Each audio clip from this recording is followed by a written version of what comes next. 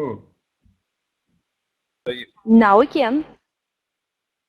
Okay, so now you can see my charts, right? Right. Okay, then I'm gonna start. Thank you very much for having the opportunity to present some thoughts on social media and communication management today here at your conference. I'm really honored that I've been invited to this great international conference of young people. In the next 25 The microphone, please. Professor, microphone. We cannot hear you if you don't talk to the microphone. Okay, now it's better? Now it's perfect. Okay. I'll have to take my script on the other side. So everything's perfect still? Yes, now yes. Okay. So in the next approximately 25 minutes, I will take a closer look on the impact the internet and especially social media have on corporate and marketing communications, examining especially the role it plays when dealing with young target groups. The central theme of my report is the question if we are really facing a revolution in communications due to the emergence of the internet, making a sudden shift in professional communication necessary, or if we are facing an evolutionary development where lots of things change over time while others stay the same or just gradually change. When you are looking at the practical as well as the academic discourse concerning this topic, we can extract two theses trying to explain why social media revolutionized the communication world and especially professional communication management. First, thesis says that we are facing a totally new world of communication due to social media with active users producing own content and with bloggers replacing classic journalists. The second thesis is more or less a conclusion of the first, saying that the game of professional corporate and marketing communications is shaken to the core due to the development. I would like to have a closer look. I'm sorry? Sorry, could you... What? I just heard a question. I don't know if you asked something or... No. Okay, Everything's fine. Okay. The central... I would like to have a closer look on the first thesis first by examining how people, and especially young people, really are using new media. Therefore, I will use Germany as an example, as there is no comprehensive international survey on this topic as far as I know. With an internet penetration of, depending on the underlying survey, 73 to 83% of the population, Germany belongs to those countries where the use of online media is common for a vast majority of people, whereas there is still a diminishing minority living without the World Wide Web. Thus, the situation in Germany is comparable to many industrialized countries. According to one of the most important regularly conducted studies on the internet use in Germany, there is a clear generation gap. 100% of the teenagers asked in the survey have access to the internet and use it regularly, while being online is still not common in the generation 60+. And we're looking at the time spent with different media. It is obvious that television is still the dominant medium, despite vast use of the internet, as we've seen on the chart before. But the situation is somewhat different among younger people. Their television and internet have approximately the same importance. So the generation gap cannot only be realized regarding the general use of the internet, but also when we look at the time spent with different media. Let us examine a little closer how people, and especially the young generation, are using social media in Germany. As we can see here, there are significant differences when it comes to the use of different social media applications. Whereas networks and communities, Wikipedia and video portals are frequently used, especially reading or writing blogs, using Twitter, is not common for the vast majority of German internet users. The number of young people using these applications, again, is clearly above the average of all internet users. But the general direction is quite the same. Blogs and Twitter are niche media among young people as well. A totally different picture can be seen as far as communities are concerned. Almost 2 of 3 of the younger people use their preferred network every day. So in fact, we just have 3 major social media applications. Communities like Facebook, portals like YouTube, and Wikipedia. Furthermore, it is interesting to see how people are using these applications. Most people, and also young people, use Wikipedia and YouTube just like a classic mass medium. They receive information or view videos, but they do not use the possibility of switching the direction and produce content themselves. In other words, the often cited active user is, at least in Germany, the exception, not the norm. Not even among the so-called digital natives. You can see this quite clearly as well when we are looking at the data concerning the general interest in producing content. We can assume that only those people find the possibility to produce content very interesting are really active users producing content on a regular basis. Just 12% of all users, respectively 16% of the 14 to 19-year-olds belong to this group. 2 authors presenting data of the study I've cited conclude with respect to the results. There is lots of evidence that the old media, especially television, will still be the dominant media in the next years.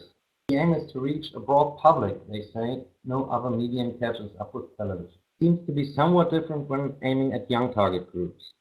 But there as well, the continuing importance of television and radio is evident.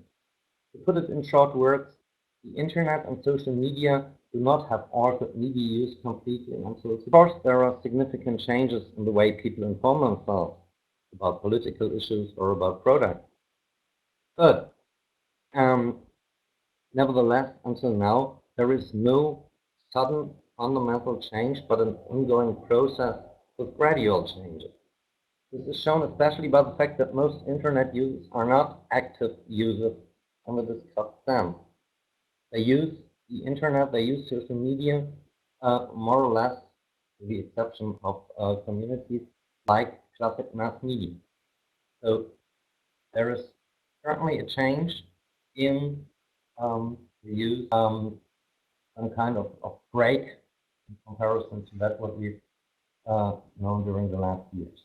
Let us proceed to the second key sentence on the sociological dimension of the internet and social media. Are the roots of professional communication really changing completely? Therefore, I will examine the different major implications of the social web more closely.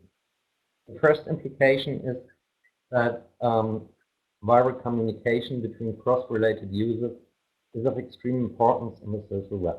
That is, communication is organized in network form, and everyone can be a sender and a receiver of information.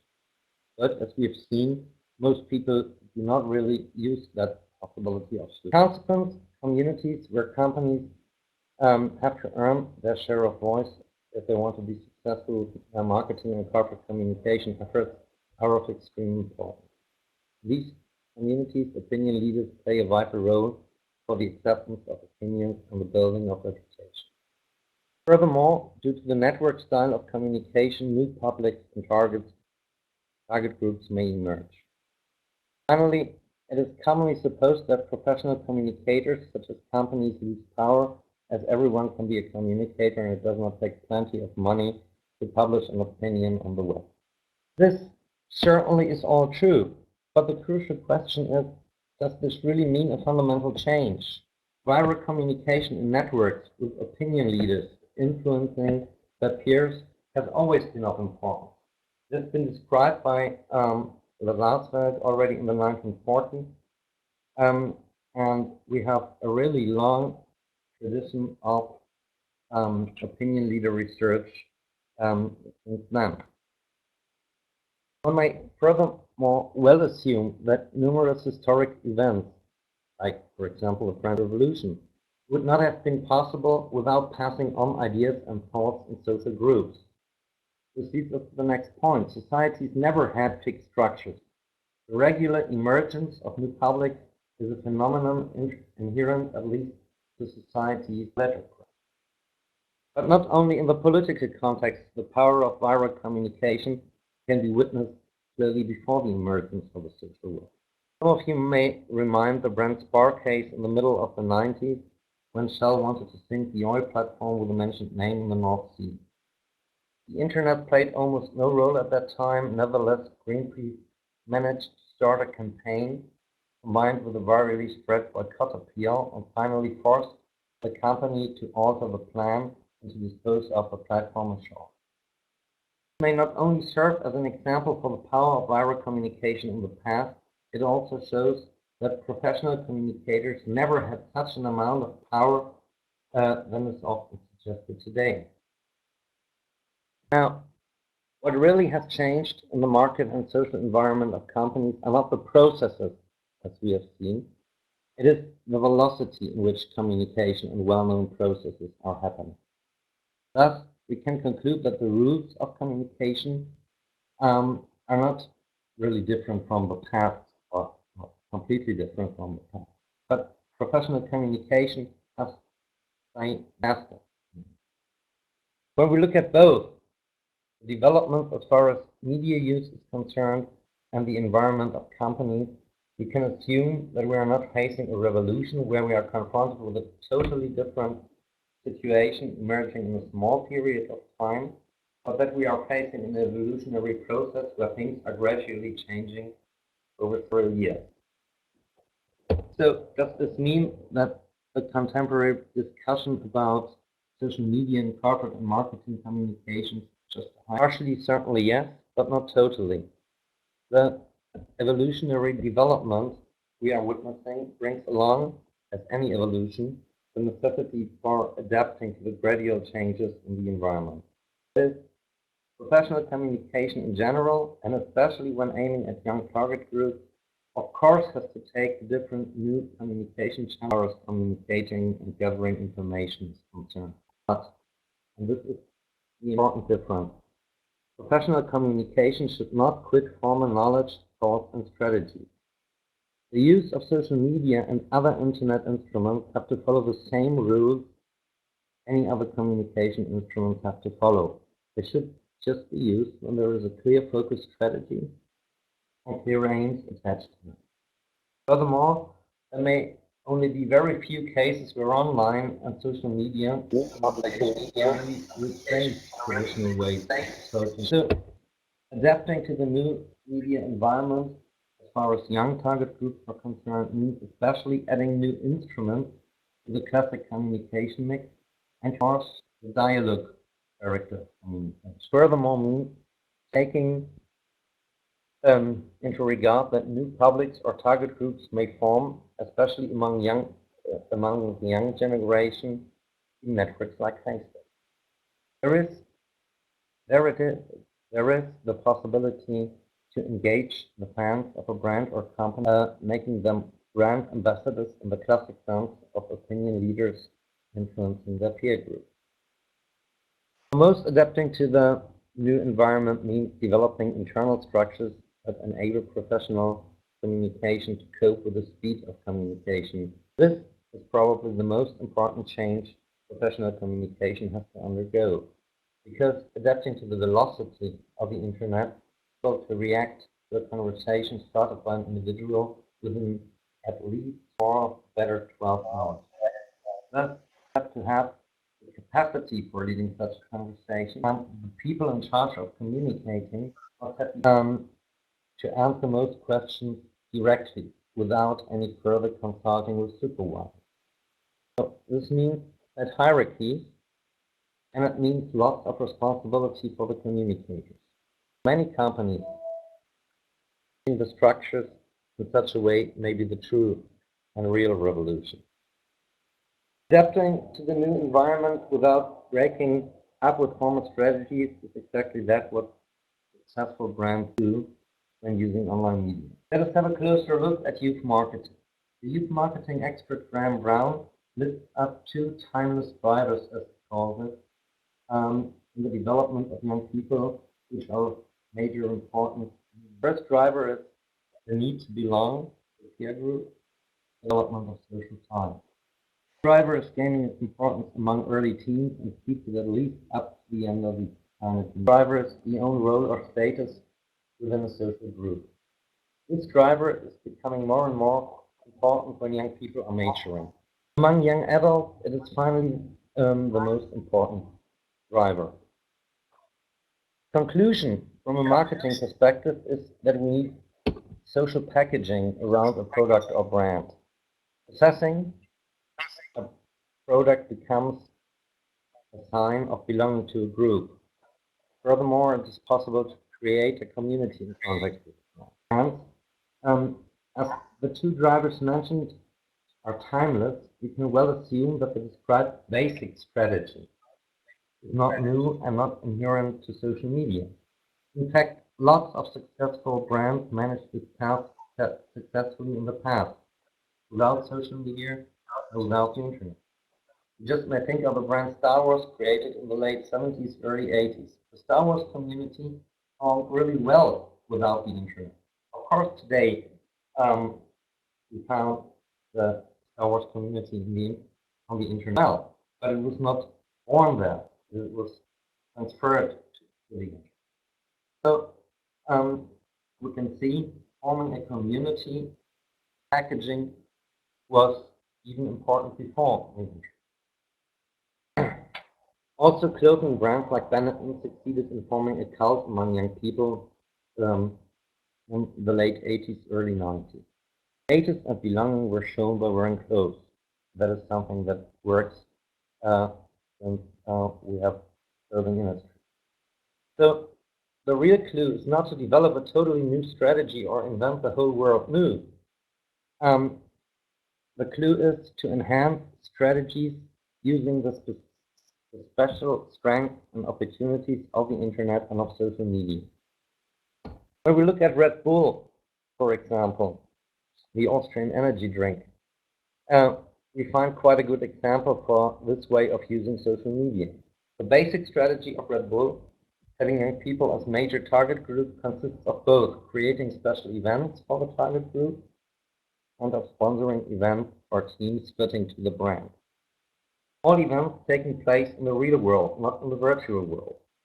So, at all, we have a mixture of sports sponsoring like Formula One and soccer, and special events created by the company like Red Bull Cliff Diving, Red Bull Air Race, Red Bull X Fighters, Red Bull Crash Dive. These different events, all taking place in the real world, and partially being really older than social media,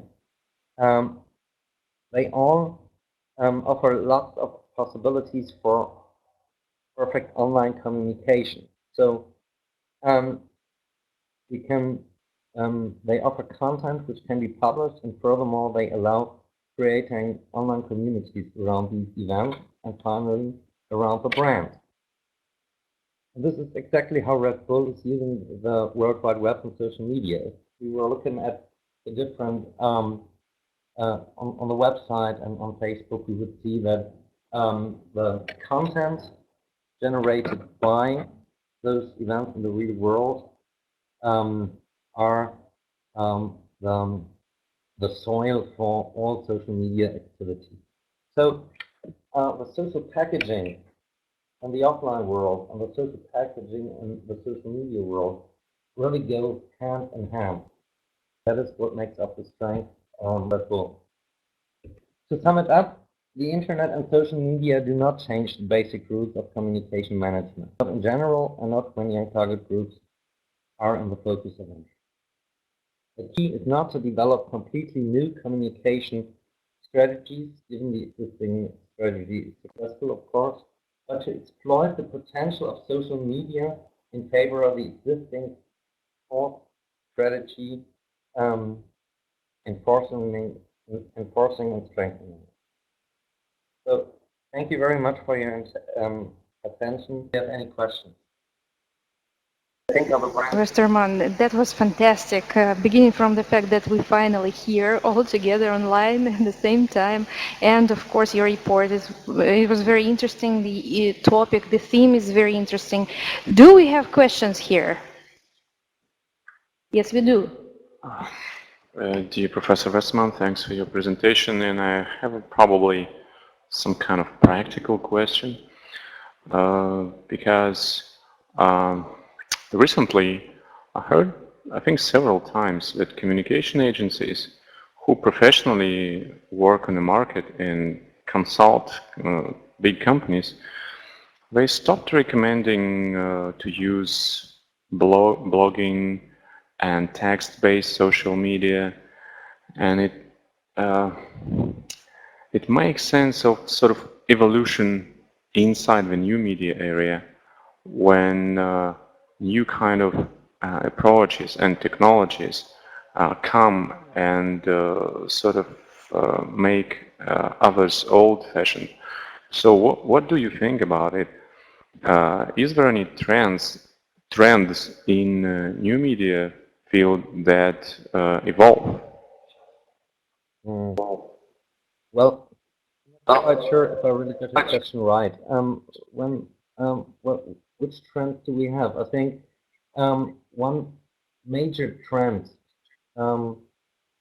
is that we have with an application that is more or less cannibalizing most other applications. It is, I've talked about Twitter and the relatively low range of use of Twitter. That of course has also something to do with people moving away from different social media applications into that one application which is called Facebook. That is, the trend is certainly that we will have that community platform which integrates lots of other applications that have been formerly in great from another. But I'm not quite sure if that answers your question. Well, I think in practical terms, the question was about textual part of the new media, say blogging, Twitter, and shift towards video-based and more multimedia-based social media, more sort of appealing to the audience. So, and I know you work practically, so what would you recommend to go, say, to your client to go to text-based new media, or to play with more visually multimedia appealing things? So this is the probably the question. Well, I think this really depends on the target group. If we talk about young target groups, as we're doing right here, I think that you really should be a way to call it. So, as you said, the multimedia aspect, not so much text-based communication, is certainly that what comes quite close to that what young people are expecting today. But of course, well, get somewhat away from the target group. We have a high level product where we train that product and where we have the potential to well intellectual yeah make a more intellectual approach. I think text-based communication should not be completely omitted, or in another way, when we have young people, when we have consumer goods in the classic sense, then I think video and other forms of well, moving pictures are certainly the right way, whereas as soon as we have a complex product, it is a good idea to state or to add at least some text-based. Thank you very much. And we have a question from the United States of America now, from Olga Matyash, one of our key speakers. She is originally from Russia, we can proudly say that. And now she is in Iowa, right? Hello. Good evening. Good morning. In your case, good morning in mine. Yes. Yes, I yes. do. You have a question. You can you ask hear your me question well? right now. Yes, I do. Professor Westerman, can you hear me well? Because I have a difficulty We can, in Professor Westerman. hearing you. Can you hear me? No, not really. I can hear something, but I don't understand you. Okay, can you hear me, Professor Westerman? Yeah. Can you hear me? Yes. So I can transfer the question from the United States to Germany. Oh my God, who would have thought I could say that? Yes. Olga, you're welcome to ask your question. Because I couldn't really hear the presentation well, I really had to follow you mostly by your slides. And I have two questions to you. One, relating to what you said about how we have to adapt to the acceleration of communication today. And one of the trends or suggestions outlined was that communication study departments or communications departments have to be altered in their structure. So can you elaborate on what you meant by that? Well, perhaps I understand. Perhaps I've understood at least the last part of the question. That was, in how far should communication departments change due to the velocity problem? Was that correct? Yes. Okay. Well, well, we need two things. One thing is communication departments need. This sounds quite simple, but it's not the fact in a lot of companies. They simply need people who are responsible of social media communication. This means you have to have a position which is in charge of answering the different comments coming in social media, react to questions put upon the Facebook website, etc. So the first change is just install people in charge of social media.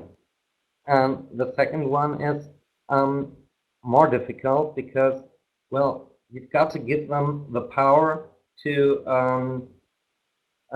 react to questions asked, to criticism, etc. So what you need is people who have, well, who have a kind of Q&A paper, that is question and answer paper, or frequently asked questions paper, where they really can decide themselves to communicate. This is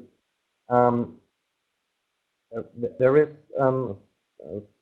somehow less control than in the past, when every sentence that was communicated outside went up to the boss of the department. So we have to decentralize in a certain way the responsibility for talking to outside persons. I think that this is a real change for most companies, as they still stick to the hierarchical way.